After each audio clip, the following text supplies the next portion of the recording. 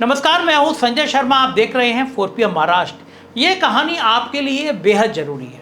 ये कहानी आपके लिए बेहद खास है। ये कहानी आपके दिलों को जोड़ने वाली है। दिल थाम के सुनिए मेरी बात और फिर बताइएगा क्या हिंदू मुसलमान की इस लड़ाई में आप कहाँ खड़े हैं। अपने विश्व गुरु जी नॉर्वे में गए और पूरी दुनिया में नाक कटा कर आए। आखिर नॉर्वे प्रेस फ्रीडम में नंबर 1 पे कैसे है और हम 150 से भी नीचे जाके 157 नंबर पर क्यों खड़े हैं। नॉर्वे ने ऐसा क्या किया, इसको मैं आज बताऊंगा और भारत क्या कर रहा है ये भी बताऊंगा।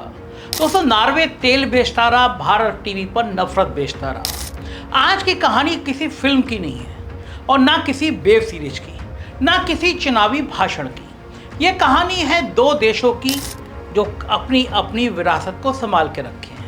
एक छोटा सा देश नॉर्वे और एक बहुत बड़ा देश भारत। एक देश जिसने समुद्र के नीचे तेल खोजा और आने वाली पीढ़ियों का भविष्य बना दिया, और दूसरा देश जिसने जनता के दिमाग में हिंदू मुसलमान खोज लिया और उसी से चुनाव जीतना शुरू कर दिया। दैनिक भास्कर ने एक रिपोर्ट छापी है। ये रिपोर्ट पढ़ते हुए बार बार दिमाग में एक ही सवाल घूमता है, आखिर नॉर्वे ने वो क्या किया जो भारत नहीं कर पाया। क्या उनके पास भगवान ज़्यादा थे? क्या उनके पास राष्ट्रवाद ज़्यादा था? या फिर उनके टीवी चैनलों पर दिन रात धर्म युद्ध चलता था? नहीं, उनके पास सिर्फ और सिर्फ एक चीज़ थी। किसी भी देश के लिए जो सबसे महत्वपूर्ण चीज़ थी वो थी विजन, और वो उनके पास था। और हमारे पास प्राइम टाइम है, जहां हर रात चीखता हुआ एंकर पूछता है, मुसलमानों की आबादी बढ़ रही है क्या? मंदिर खतरे में है क्या? औरंगजेब वापस आ गया क्या? पाकिस्तान पर हमला कब होगा? कब हम कराची पर बैठकर चाय पिएंगे? और जनता बेचारी सोचती है देश आगे बढ़ रहा है, लेकिन असलियत में देश वहीं खड़ा है, पीछे आ गया है। बस टीवी स्टूडियो की लाइटें बदल गई हैं। नॉर्वे की आबादी सिर्फ 56 लाख है, दिल्ली से भी कम, लेकिन उस देश ने $2.1 ट्रिलियन का सरकारी फंड बना दिया। यानी अगर वो पैसा बांट दे तो हर नागरिक करोड़पति हो जाए। और इधर भारत में युवा 20-25 साल पढ़ाई करके रेलवे ग्रुप डी के फॉर्म भर रहा है। पीएचडी वाले चपरासी की नौकरी के लिए लाइन में खड़े हैं, लेकिन टीवी पर बहस क्या चल रही है, मुगलों ने क्या किया था। भाई, मुगल चले गए, बहुत टाइम पहले चले गए, अंग्रेज भी चले गए, देश छोड़ के चले गए, लेकिन बेरोजगारी यहीं रह गई, विश्व गुरु के राज में बढ़ती चली गई। महंगाई यहीं, अस्पतालों की हालत यहीं रह गई, सरकारी स्कूलों की दुर्दशा यहीं रह गई। लेकिन नहीं, इन सब पर बात अब कौन करेगा, क्योंकि ये देश समझ चुका है, ये पार्टियां समझ चुकी हैं, विकास से वोट नहीं मिलता, वोट डर से मिलता है। नॉर्वे ने 1960 के दशक में तेल खोजा। उन्होंने क्या किया? उन्होंने कहा कि ये तेल सिर्फ आज के लोगों का नहीं, ये आने वाली पीढ़ियों की अमानत है। अब जरा भारत में सोचिए, अगर यहाँ इतना तेल निकल आता तो क्या होता? आप ही का तेल निकाल लेती सरकार। पहले दिन हेडलाइंस होती, विश्व गुरु ने भारत को, दुनिया को चौंका दिया। दूसरे दिन प्रधानमंत्री की 19 फुट की फोटो लगी होती। तीसरे दिन एक नया नारा होता। चौथे दिन एक नया चुनाव चिन्ह। और 5वें दिन 4 उद्योगपतियों की संपत्ति, प्रॉपर्टी दोगुनी हो जाती। और छठे दिन जनता फिर गैस सिलेंडर पर सब्सिडी खोज रही होती। नॉर्वे ने तेल की कमाई को सीधे जनता पर नहीं उड़ाया। राशन के थैलों पर विश्व गुरु की फोटो नहीं लगाई, उन्होंने उसे निवेश किया। 68 देशों की 7,200 कंपनियों में पैसा लगाया। एप्पल, माइक्रोसॉफ्ट, टेस्ला, अमेजॉन, यानी उन्होंने अपने पैसे को काम पर लगाया। और इधर भारत में, यहाँ सरकार जनता को काम पर लगाने की बजाय जनता को एक दूसरे के पीछे लगा देती है। हिंदू को मुसलमान के पीछे, मुसलमान को हिंदू के पीछे, युवा इतिहास के पीछे और सरकार चुनाव के पीछे। ये देश आज दुनिया की सबसे युवा आबादी वाला देश है, लेकिन विजन वो बूढ़ा हो चुका है। क्योंकि विजन का मतलब होता है शिक्षा, एजुकेशन, रिसर्च, इंडस्ट्री, उद्योग, इनोवेशन, रोजगार, हेल्थ केयर, सबसे जरूरी चीज़। और यहाँ पर इस देश पर गोदी मीडिया की बदौलत विजन का मतलब है अगले चुनाव तक माहौल गर्म रहना चाहिए। नॉर्वे ने अपने फंड के लिए नियम बनाए, बहुत सख्त नियम बनाए। वो पैसा हथियार बनाने वाली कंपनियों में नहीं लगाते, तंबाकू के विज्ञापनों में नहीं लगाते, तंबाकू बनाने में नहीं लगाते, मानवाधिकार तोड़ने वाली कंपनियों में नहीं लगाते। और इधर हमारे यहाँ तो नफरत सबसे बड़ा उद्योग बन चुकी है। जो जितना ज़्यादा जहर फैलाता है वो उतना बड़ा स्टार बन जाता है। टीवी पर देखिए, यूट्यूब पर देखिए, राजनीति में देखिए, पूरे पूरे हर जगह देखिए, एक पूरा का पूरा इकोसिस्टम खड़ा हो चुका है जहां विकास की बातें बोरिंग है, लेकिन नफरत ब्लॉकबस्टर है। नॉर्वे ने अपने देश को भविष्य दिया और हमने अपने युवाओं को हैशटैग दे दिए, हैशटैग बाइकॉट, हैशटैग लव जिहाद, हैशटैग पॉपुलेशन, हैशटैग बुलडोजर। भाई कभी कभी सेमी कंडक्टर पर भी डिबेट कर लो, कभी कभी उस पर भी हैशटैग करा लो, कभी एआई पर भी हैशटैग कर लो, कभी रिन्यूएबल एनर्जी पर भी बात कर लो, उस पर भी हैशटैग चला दो, कभी पब्लिक हेल्थ केयर पर भी हैशटैग चला दो। लेकिन नहीं, क्योंकि अगर जनता ने असली सवाल पूछना शुरू कर दिया तो सत्ता की पूरी कहानी खत्म, पूरी पटकथा एक दिन में हिल जाएगी। सोचिए, जिस देश में युवा नौकरी मांगता है वहाँ उसे धर्म दे दिया जाता है, जो किसान एमएसपी मांगता है उसे राष्ट्रवाद दे दिया जाता है, जो छात्र विश्वविद्यालय मांगता है उसे पाकिस्तान दे दिया जाता है, और फिर कहा जाता है कि देश बदल रहा है। हाँ, वास्तव में देश बदल रहा है, एकदम बदल रहा है, लेकिन किस दिशा में बदल रहा है? नॉर्वे ने अपने नागरिकों को सुरक्षित भविष्य दिया, और भारत में क्या क्या नहीं हो रहा मुझसे ज़्यादा बेहतर जानते हैं। भारत ने अपने नागरिकों को व्हाट्सएप यूनिवर्सिटी दे दी।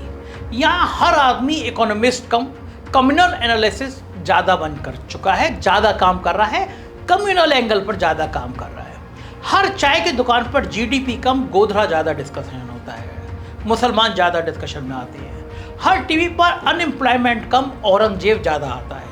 और फिर हम पूछते हैं भारत डेवलपमेंट वाले देशों को क्यों नहीं बन रहा?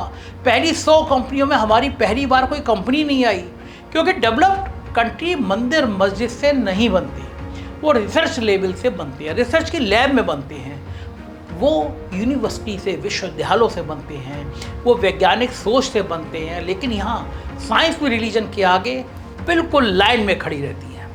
नॉर्वे ने तेल को वेल्थ फंड बना दिया और हमने धर्म को इलेक्शन फंड बना दिया। यही फ़र्क है और यही इस देश की सबसे बड़ी त्रासदी भी है, यही इस देश का सबसे बड़ा हादसा भी है। भारत में तेल नहीं, टेलीविज़न निकला और उससे निकली नफरत।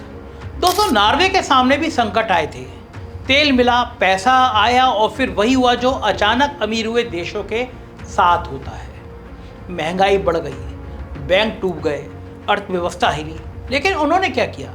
उन्होंने बैठकर सोचा कि देश को 50 साल बाद कहाँ पर ले जाना है, किन ऊंचाई पर ले जाना है। अब जरा भारत में सोचिए, यहाँ सरकार 50 साल के बाद की नहीं सोचती, सिर्फ मंचों के भाषणों पर 50 साल का सपना दिखाती है। यहाँ सरकार अगले चुनाव तक सोचती है, और चुनाव कैसे जीता जाए उसका फार्मूला बड़ा आसान है। जनता को, पब्लिक को इतना इमोशनली चार्ज रखो कि वो सवाल पूछना ही भूल जाए। उसे इतिहास में उलझा दो, उसे धर्म में उलझा दो, उसे जाति में उलझा दो, बस वो अस्पताल, स्कूल, नौकरी और अर्थव्यवस्था पर बात ना करे। यही इस दौर की सबसे बड़ी राजनीतिक इंजीनियरिंग भी है। आज भारत दुनिया की सबसे बड़ी आबादी वाला देश बन गया, लेकिन सबसे बड़ी मैन्युफैक्चरिंग पावर नहीं बन पाया, सबसे बड़ा इनोवेशन हब नहीं बन पाया, सबसे मजबूत एजुकेशन सिस्टम नहीं बना पाया। लेकिन हाँ, सबसे लाउड, सबसे चीखने वाली टीवी डिबेट वाला देश जरूर बन गया। यहाँ एंकर ऐसे चिल्लाते जैसे चीन की इकोनॉमी उन्होंने अकेले रोक दी। लेकिन उसी देश में आईआईटी ग्रेजुएट नौकरी ढूंढ रहा है, स्टार्टअप फंडिंग क्राइसिस में है, छोटे व्यापारी जीएसटी से टूटे पड़े हैं, किसान कर्ज में है, मिडिल क्लास ईएमआई में डूबा है। और टीवी पर क्या चल रहा है? मुगल काल में क्या हुआ था। भाई 2026 चल रहा है, लेकिन देश की राजनीति 1526 से बाहर ही नहीं निकल पा रही। ये वही देश है जहां कभी नेहरू ने वैज्ञानिक संस्थान बनाए, बड़े बड़े वैज्ञानिक संस्थान बनाए, इसरो बनाया गया, आईआईटी बनाए गए, पब्लिक सेक्टर खड़े किए गए। उस समय देश गरीब था, लेकिन सपना बड़ा था। आज देश कहीं ज़्यादा अमीर है लेकिन विजन छोटा हो गया। अब सपना क्या है? बस वायरल होना। और सरकार समझ चुकी है जनता को विकास से ज़्यादा डोपामाइन चाहिए, इसलिए हर दिन नया तमाशा। कभी बुलडोजर, कभी बायकॉट, कभी खान पान, कभी नाम बदलो, कभी कपड़े देखो, कभी डीएनए देखो। ऐसा लगता है जैसे पूरा का पूरा देश एक परमानेंटली रियलिटी शो बन गया है। और इस रियलिटी शो का होस्ट कौन है? टीवी, गोदी मीडिया। भारत में अब सरकार सिर्फ संसद से नहीं चलती, वो प्राइम टाइम स्टूडियो से भी चलती है, जहां एंकर सरकार से सवाल नहीं पूछता, कठिन सवाल तो छोड़िए, आराम वाले सवाल भी नहीं पूछता। वो जनता से लॉयल्टी मांगता है। अगर सवाल पूछ रहे हो तो एंटी नेशनल हो, जैसे 4 PM को सरकार ने 2 बार घोषित कर दिया। अगर बेरोजगारी की बात कर रहे हो तो पाकिस्तान चले जाओ, जैसे मेरे लिए कहा जाता है। अगर इकोनॉमी की बात कर रहे हो तो सेना का अपमान कर रहे हो। मतलब देशभक्ति भी अब गवर्नेंस फेलियर का डेडोरेंट बन चुकी है। जैसे ही इकोनॉमी की बदबू आती है, ऊपर से राष्ट्रवाद का तड़का लगा दो, छिड़क दो राष्ट्रवाद। नॉर्वे ने अपने तेल को फ्यूचर फंड बना दिया और हमने अपने युवाओं के गुस्से को ट्रोल आर्मी बना दिया। आज भारत का सबसे एजुकेटेड यूथ भी व्हाट्सएप फॉरवर्ड से ओपिनियन बनाता है। उसे डेटा नहीं चाहिए, उसे दुश्मन चाहिए। और सत्ता यही चाहती है, क्योंकि जिस दिन जनता एजुकेटेड डिस्कशन करने लगी, उस दिन असली सवाल पूछे जाएंगे, हर हालत में पूछे जाएंगे। भारत मैन्युफैक्चरिंग हब क्यों नहीं बन पाया? लोग पूछेंगे। चीन हमसे इतना आगे कैसे निकल गया? लोग पूछेंगे। सरकारी स्कूल इतने खराब क्यों हैं? लोग पूछेंगे। हेल्थ बजट इतना कम क्यों है? लोग पूछेंगे। रिसर्च पर खर्च इतना कम क्यों है? लोग पूछेंगे। यूथ माइग्रेशन क्यों बढ़ रहा है? ये भी पूछेंगे। लेकिन नहीं, ये सवाल सरकार को असहज करते हैं। इन सवालों से सरकार अनकंफर्टेबल हो जाती है, इसलिए नया मुद्दा फेंको। कभी औरंगजेब, कभी टीपू सुल्तान, कभी हिजाब, कभी हलाल, ये बड़े बड़े मुद्दे हैं। और कभी लाउड स्पीकर और जनता, वो भी अब एडिशन में, एक नशे में है। उसे भी डेवलपमेंट बोरिंग लगने लगता है, अब्दुल की चूड़ी टाइट करने लगती है। क्योंकि डेवलपमेंट में एक पेशेंस चाहिए, प्लानिंग चाहिए, लेकिन नफरत में वो इंस्टेंट एनर्जी देती है, वो इंस्टेंट इंगेजमेंट है, एकदम नया नया मनोरंजन है। जैसे चीप रील्स, 30 सेकंड में गुस्सा, 60 सेकंड में कम्युनल आउटरेज और फिर कमेंट सेक्शन में डिजिटल युद्ध। इस बीच चीन बुलेट ट्रेन बना रहा है, हमारे यहाँ बुलेट ट्रेन का सपना दिखाया रहे हैं विश्व को। अमेरिका AI बना रहा है, यूरोप ग्रीन एनर्जी रिवोल्यूशन कर रहा है, और हमारा देश ट्विटर ट्रेंड बना रहा है, ट्विटर को बंद कर रहा है, इंस्टाग्राम लोगों के बंद कर रहा है, यूट्यूब बंद कर रहा है। कभी कभी लगता है कि देश में 2 पैरेलल यूनिवर्स चल रहे हैं। एक इंडिया जहां यूथ कोडिंग सीखना चाहता है, स्टार्टअप बनाना चाहता है, ग्लोबल कंपनी बनाना चाहता है, और दूसरा टीवी इंडिया जहां हर रात सिविलाइजेशन बचाई जा रही होती है। सबसे दुखद बात जानते हैं क्या है? कि अब विकास की भाषा बोलने वाले नेता लगातार कम होते जा रहे हैं, बोल ही नहीं रहे हैं, क्योंकि उन्हें पता है कि सड़क बनाकर हेडलाइंस नहीं मिलेगी, ये जान गए हैं वो। लेकिन कम्युनल स्पीच से जो TRP मिलती है, जो उन्माद मिलता है, जो वोट मिलता है, हॉस्पिटल बनाने से वोट स्लो मिलता है। लेकिन हेट स्पीच इंस्टेंट पोलराइजेशन देती है, यानी लोकतंत्र अब गवर्नेंस कंपटीशन रहा ही नहीं, नैरेटिव कंपटीशन बन चुका है। यहाँ नैरेटिव में वही जीतेगा जो सबसे ज़्यादा डर बेच सके, जो सबसे ज़्यादा खौफ बेच सके। नॉर्वे ने अपने नागरिकों को एक शेयर होल्डर बनाया, और भारत में यहाँ नागरिक ऑडियंस बन गया है। वो क्लैप करता है, चीयर करता है, हेट करता है, लेकिन पार्टिसिपेट नहीं करता। उसे लगता है राजनीति नेटफ्लिक्स है, बस देखो और रिएक्शन दो। लेकिन भाई, देश रिएक्शन से नहीं चलता, इंस्टीट्यूशन से चलता है। इकोनॉमी हैशटैग से नहीं चलती, पॉलिसी से चलती है। लेकिन पॉलिसी बोरिंग है, और बोरिंग चीज़ें चुनाव नहीं जिताती। इसलिए आज भारत में सबसे प्रॉफिटेबल चीज़ क्या है? वो है नफरत। उसका मार्केट अनलिमिटेड है, उसमें रॉ मटेरियल फ्री है, और कस्टमर इमोशनली एडिक्टेड है, नशे में है। और जब पूरा इकोसिस्टम इसी बिजनेस मॉडल पर चलने लगे, तो फिर विकास पीछे छूट जाता है, बहुत पीछे छूट जाता है। एक दिन इतिहास पूछेगा मंदिर कितने बने नहीं, देश कितना बना। दोस्तों कल्पना कीजिए 50 साल बाद कोई बच्चा इतिहास की किताब खोलेगा और पढ़ेगा कि 2020 और 25 और 26 के दशक में भारत दुनिया का सबसे युवा देश था, सबसे बड़ी आबादी, सबसे बड़ा बाजार, सबसे तेज इंटरनेट ग्रोथ, सबसे ज़्यादा पोटेंशियल। और फिर वो अगला सवाल पूछेगा कि तो फिर भारत दुनिया की सबसे बड़ी अर्थव्यवस्था क्यों नहीं बना। तीसरे नंबर के आने के डायलॉग रहे और छठे नंबर पर पहुंच गए। और शायद इतिहास जवाब देगा क्योंकि उस समय भारत विकास से ज़्यादा विभाजन में व्यस्त था, हिंदू मुसलमान में व्यस्त था। उस दौर में लोग जॉब्स कम और रिलीजन ज़्यादा डिस्कस करते थे और यूनिवर्सिटी कम, व्हाट्सएप यूनिवर्सिटी ज़्यादा चलती थी, रिसर्च कम और रिवेंज ज़्यादा बिकता था। और सबसे दुखद बात, देश को ये सब नॉर्मल लगने लगा था, कोई फ़र्क ही नहीं पड़ रहा था। आज अगर कोई नेता रोजगार की बात करे, लोग कहते हैं बोरिंग। अगर कोई हेल्थ सिस्टम की बात करे, लोग चैनल बदल देते हैं। लेकिन अगर कोई टीवी पर चिल्ला कर कह दे, चीख चीख के कह दे, बेश पीट के कह दे देश खतरे में है, तो करोड़ों व्यूज आ जाते हैं। मुसलमान बढ़ते चले जाते हैं तो लोग खुश हो जाते हैं। मतलब हमारी कलेक्टिव साइकोलॉजी हाईजैक हो चुकी है, सोचना नहीं चाहते। और सत्ता भी यही चाहती है, इसके लिए उससे बड़ी कोशिश करी। क्योंकि एजुकेटेड सिटीजन सवाल पूछता है, इमोशनली ट्रिगर्ड सिटीजन सिर्फ नारे लगाता है। नॉर्वे ने अपने नागरिकों को फीचर दिया और भारत अपने नागरिकों को एक नफरत दे रहा है। हर दिन नया गुस्सा, हर दिन नया दुश्मन, हर दिन एक नया कम्युनल पैकेज। कभी सोचिए, जिस देश में करोड़ों युवा बेरोजगार हो, लगातार बढ़ रहे हो, वहाँ सबसे बड़ा मुद्दा क्या होना चाहिए? आप मुझे सोच के बताइए। नौकरी। लेकिन यहाँ मुद्दा सबसे बड़ा क्या बन गया? किसने क्या खाया? कहीं बीफ तो नहीं खा लिया? कहीं हलाल या हिजाब में तो नहीं अटक गए? किसने क्या पहना? किसने क्या बोला? किसने किससे शादी करी? यानी सरकार इकोनॉमी मैनेज कम कर रही है, सोसाइटी मैनेज ज़्यादा कर रही है। और ये बड़ा खतरनाक संकेत है। मैं सच कह रहा हूँ, बहुत ही खतरनाक संकेत है। क्योंकि जब भी कोई राष्ट्र अपनी प्रोडक्टिव एनर्जी छोड़कर आइडेंटिटी वार्स में फंस जाता है तो उसका पतन शुरू हो जाता है। रोमन साम्राज्य से लेकर आधुनिक देशों तक इतिहास यही कहता है। लेकिन भारत में इतिहास से सीखने के बजाय इतिहास से बदला लिया जा रहा है। सोचिए आप, कैसी कैसे बातें की जा रही हैं। और जनता इतना इमोशनली एग्जॉस्ट हो चुकी है कि उसे लगता है कि यही राजनीति है।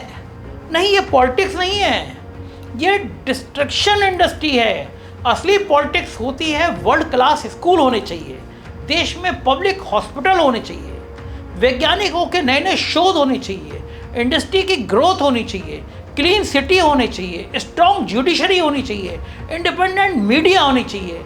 लेकिन इनमें टीआरपी नहीं है, टीआरपी है नफरत में। आज अगर कोई चैनल 2 घंटे बेरोजगारी पर डिबेट कर दे तो व्यूअरशिप गिर जाएगी, भैया सरकारी चैनल को गिरा देगी। लेकिन वही चैनल अगर चिल्लाकर बोले हिंदू खतरे में है तो सरकार खुशी के मारे करोड़ों रुपए का कारोबार की लाइन लगा देगी। यानी नफरत सिर्फ आइडियोलॉजी नहीं रही, अब ये इकोनॉमी बन चुकी है। सरकार इसको फलने फूलने का मौका दे रही है। पॉलिटिकली इकोनॉमी ऑफ हेट, जहां नेता पोलराइजेशन से कमाता है, चैनल टीआरपी से कमाता है, इन्फ्लुएंसर एंगेजमेंट से कमाता है और जनता सिर्फ इमोशनल नुकसान उठाती है। उसे लगता है वो धर्म बचा रही है, लेकिन धीरे धीरे उसका भविष्य बिक रहा होता है, खत्म हो रहा होता है। सबसे बड़ा सवाल यही है, क्या भारत भी नॉर्वे जैसा सोच वाला देश बन सकता था? बिल्कुल। हमारे पास टैलेंट कम नहीं है, रिसोर्सेज कम नहीं है, युवा कम नहीं है, लेकिन विजन फ्रेम किया हुआ है, एक जनरेट किया हुआ है। क्योंकि यहाँ long term planning education study है ही नहीं, वो नफरत के नीचे दब चुकी है। यहाँ long term planning election strategy के नीचे दब चुकी है। नॉर्वे ने कहा तेल खत्म हो जाएगा इसलिए भविष्य बचाओ। भारत में क्या हो रहा है, यहाँ तो फ्यूचर ही खत्म किया जा रहा है। एजुकेशन प्रिविलेज, हेल्थ केयर महंगा, जॉब्स की लगातार कंटिन्यूटी खत्म, मीडिया कंप्रोमाइज और ऊपर से नैरेटिव संग चंगा सी। कभी कभी लगता है कि देश सरकार से नहीं, इवेंट मैनेजमेंट कंपनी से चल रहा है। और हमारे विश्व गुरु से अच्छा इवेंट चलाने वाला कोई देता पूरी दुनिया में हो नहीं सकता। हर हफ्ते नया इवेंट, कहीं चॉकलेट खिला रहे हैं, कहीं टॉफ़ी खिला रहे हैं, नई ब्रांडिंग, नया स्लोगन, नई इमोशनल पैकेजिंग, लेकिन अंदर अंदर वहीं बर्बाद होती ही अर्थव्यवस्था। युवा आज भी कोचिंग में बूढ़ा हो रहा है, किसान आज भी कर्जे मर रहा है, मिडिल क्लास आज भी ईवीएम में घुट रहा है, पसीने पसीने हो रहा है, और टीवी पर क्या चल रहा है कि कौन ज़्यादा देशभक्त है। भाई, देशभक्ति का मतलब सरकार से सवाल पूछना भी होता है, लेकिन यहाँ सवाल पूछना खत्म हो गया है, एकदम दुश्मनी बना दी गई है। और यही लोकतंत्र की सबसे बड़ी खतरनाक स्थिति होती है, जब सिटीजन क्रिटिक नहीं फैन बन जाए।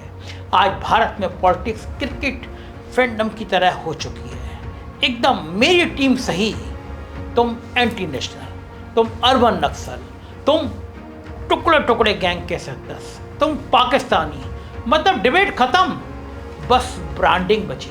और जब किसी राष्ट्र में डिबेट मर जाती है तो इनोवेशन भी मर जाता है, क्योंकि इनोवेशन सवालों से पैदा होता है, भक्ति से नहीं।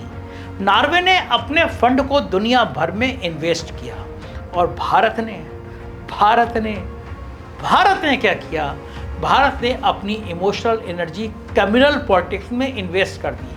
रिजल्ट सामने है, वो देश 50 लाख लोगों को सिक्योर फ्यूचर दे रहा है, और हम 140 करोड़ के देश को हिंदू मुसलमान दे रहे हैं। एक तरफ लगातार सुरक्षित फंड, दूसरी तरफ नफरत की व्हाट्सएप यूनिवर्सिटी, हर तरफ एक पॉलिसी, एक देश पॉलिसी ला रहा है, दूसरा देश प्रोपेगेंडा में है।